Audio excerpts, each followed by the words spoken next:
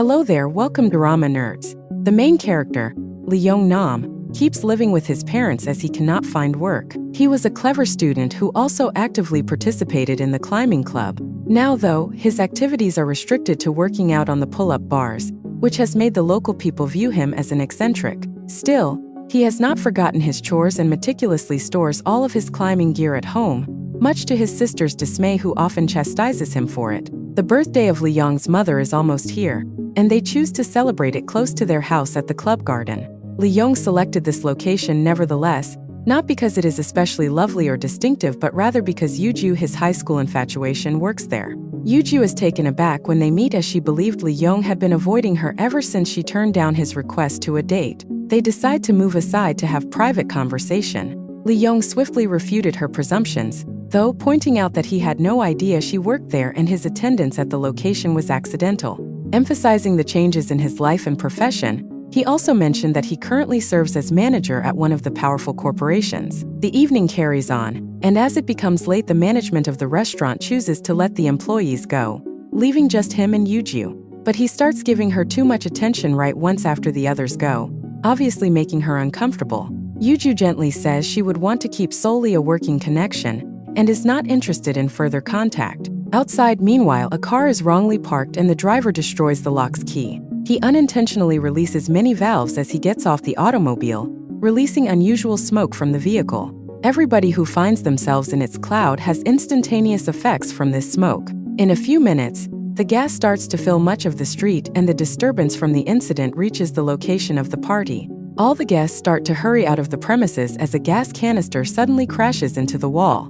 They observe a plume of gas approaching them. While Eui-ju exhorts everyone to return inside the building, Lee searches for his sister, who is still in her car. She stumbles and inhales numerous times the gas-filled air as she tries to get out. Lee-yun runs right to her and guides her back into the structure, where her health quickly worsens. Yong-nam's father insists they should go, even though Yong-nam views the whole city covered in this fog and does not understand the gravity of the matter. Suddenly, everyone receives an emergency alert from the government ordering every person to ascend as high as possible and wait for military help. Everyone bolts to the building's roof in a panic, only to discover the door locked and the management lacking the required keys. Many people thus scour the lower levels for the keys. On TV, meantime, it is being shown that everyone compelled to enter the gas cloud had to wear a gas mask, which only works for around 15 minutes. Furthermore, underlined is the need of covering every portion of the body to stop the gas from getting into touch with exposed skin. According to the report, there are so few helicopters that rescue is limited to those who can be firstly observed. Becoming as obvious as possible is the only way to be rescued.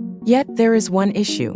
Among the supervisors, one grabbed every gas mask from the boxes, but he altered his conduct right away when he learned that others intended to search for the keys downstairs. Turning around, the manager pulled some of the gas masks back and chose not to plunge into the fumes. Young understands then that the only way out is to smash a window, and the door can only be unlocked from the outside. Then he requests a rope to be delivered to him. Taking a running start, he wraps it around his waist and leaps to the other roof. He starts searching for potential locations to hide himself right once upon arrival. He soon finds he cannot progress as the rope has run out and would not let him advance. He chooses therefore to take off the safety harness and ascend more on his own.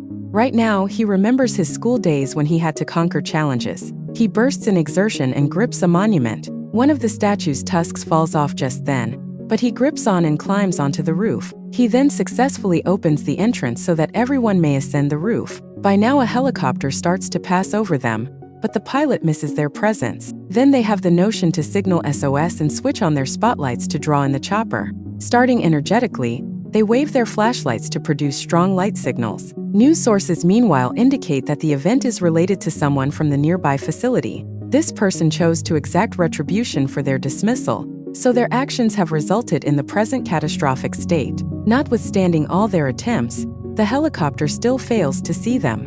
Then they devise a fresh plan to start yelling via a microphone, while also turning the establishment signs on and off to produce another visual indication. These coordinated movements help the helicopter to see them at last. Still, a new issue surfaces. Wake limits make the chopper unable to carry everyone on board. Young therefore chooses to accompany Eui-ju in order to prevent helicopter overloading.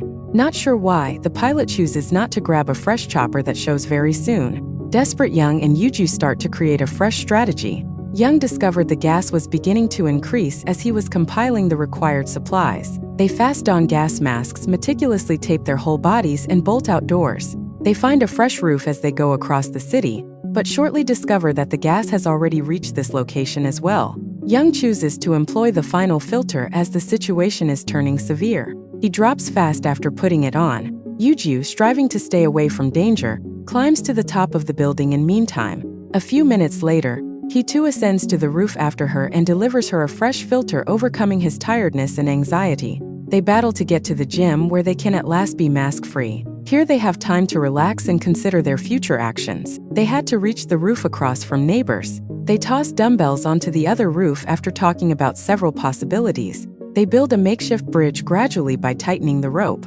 Eui-ju moves across gently when the rope gets tight enough. Up until Leon's turn, everything goes as scheduled. Eui-ju is seriously threatened when the circumstances abruptly alter as gas leaks onto the roof where she is. Seeing this, Leon promptly goes back to get the gas masks because he chooses not to take any chances. Although the precise time required for this is yet unknown, authorities understand that common water may neutralize the gas. Leon devised a brilliant scheme to place up mannequins so that rescuers would believe the building was full of people, therefore drawing their attention. They suddenly realize that nobody else in the room can leave. Trapped and unsure of their way out were these folks. Leon and Eui-ju try to convey to them they simply need to climb up to be saved. There is a fire escape close. One of them chooses to heed their advice and begins up the ladder, but he loses his balance and nearly falls, triggering a panic among the others. Soon a helicopter finds them, but they understand that rescuing the imprisoned individuals comes first. They set up an arrow 2-point rescuers in the correct direction fast.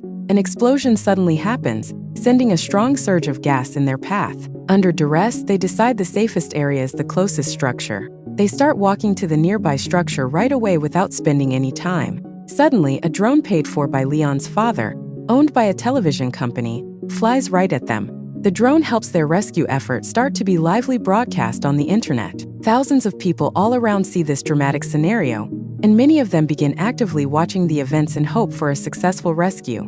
They find the required building and ascend the vertical advertising billboards to the summit. The next structure is too far away though to just leap to. The drone broadcasting their rescue breaks at this moment, hence the live stream is cut off. Our heroes begin to hug, solace and support found in one another. People are deploying newly appearing new drones from all directions to drive away the gas, thereby generating a safe area around our heroes. Jung transmits a strategy to one of the drones after fast thinking on his feet. This scheme says the drone is meant to bring a rope to the adjacent construction. The drone, under Leon's direction, soon finishes the work and the rope is firmly anchored on the opposite side. Employing the taut rope, they start to gingerly approach the other roof. Then all of a sudden they halt exactly midway on the road. The extra weight is the cause. It strains the rope dangerously. Still, this is not the only issue.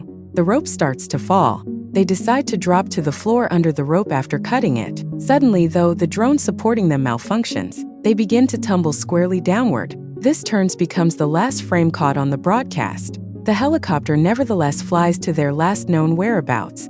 The rescuers then spot an odd light on the crane. Turns out that our heroes lighted sparklers to draw attention. These lights enable the rescuers to find the individual rushing to assist.